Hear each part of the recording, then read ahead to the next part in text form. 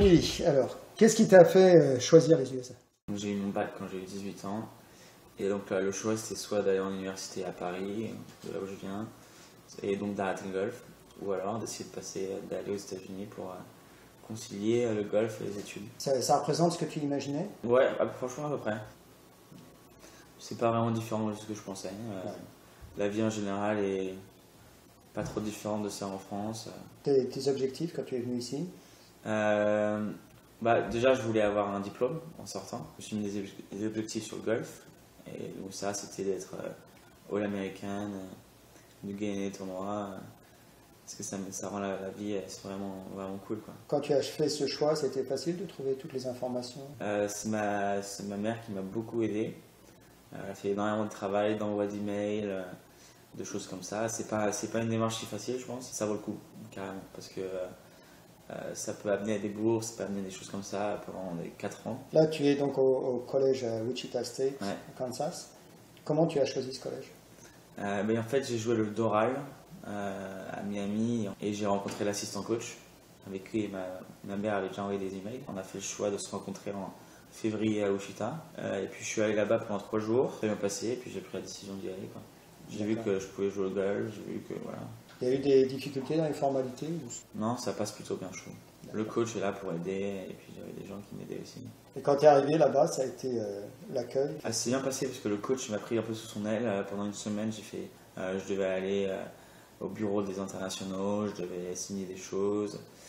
Donc ça, c'est le coach qui m'a aidé à faire ça. Ensuite, après la première semaine où je suis arrivé, c'est là que j'étais tout seul.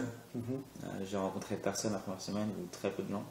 Et ensuite, quand les gens de l'équipe sont arrivés, là j'ai commencé à avoir une vie. Enfin, j'ai commencé à rencontrer des gens, à avoir une vie normale, quoi. Parce que la première semaine, c'est plus on règle tout et puis ensuite, voilà, c'est parti. Les premiers mois? Ça a été très bien. Quand je suis arrivé là-bas, ça m'a vraiment plu. Les gens de mon équipe étaient vraiment très gentils. D'accord. Je pense que c'est une des choses qu'il faut que les gens réalisent, c'est que le plus important, c'est pas vraiment là où on est, c'est plus les gens avec qui on est et les gens qui nous entourent. Est-ce que l'anglais était difficile au départ? Ouais, les cours, ouais. Je me souviens surtout d'un cours où le professeur qui me donnait le cours avait un accent qui était qui était très dur à comprendre. Et puis en plus, il parlait dans un microphone, du coup, c'était impossible à comprendre. Ouais. J'avais des gens, encore une fois, pour m'aider à faire ça. Ton golf, ça marche bien? Le golf, ça marche bien, ouais. Donc, encore une fois, voilà, faire du golf, ça donne des opportunités énormes. On peut voyager partout. Moi, je sais avec mes tournois universitaires, j'ai voyagé dans tous les États-Unis. Ça, c'était incroyable. Qu'est-ce que tu donnerais comme conseil à quelqu'un qui est en première, terminale ou seconde? Prendre des bonnes habitudes en cours. C'est-à-dire que l'université aux États-Unis, ça va vraiment pas être dur. Mais il faut juste savoir gérer son temps. L'après-midi, on a 3-4 heures d'entraînement, au moins. Alors que les autres élèves, eux, ils restent chez eux et ils peuvent travailler, quoi.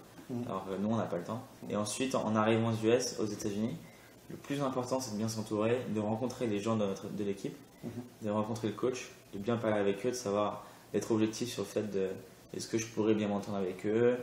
Parce que si c'est un non, ça ne marchera pas, c'est sûr. Ça ne peut pas marcher. Parce que je sais que j'ai des amis qui sont partis comme moi aux États-Unis en même temps et qui ont dû changer d'université parce qu'ils ne s'entendaient pas avec les gens avec qui ils étaient. Les gens de l'équipe sont vraiment très importants. Et puis le coach, il va nous faciliter la vie, grave. Donc toi, tu estimes que tu as été plutôt dans une situation très favorable? Je sais qu'il y en a qui n'ont pas réussi parce que justement, ils s'étaient mal entourés.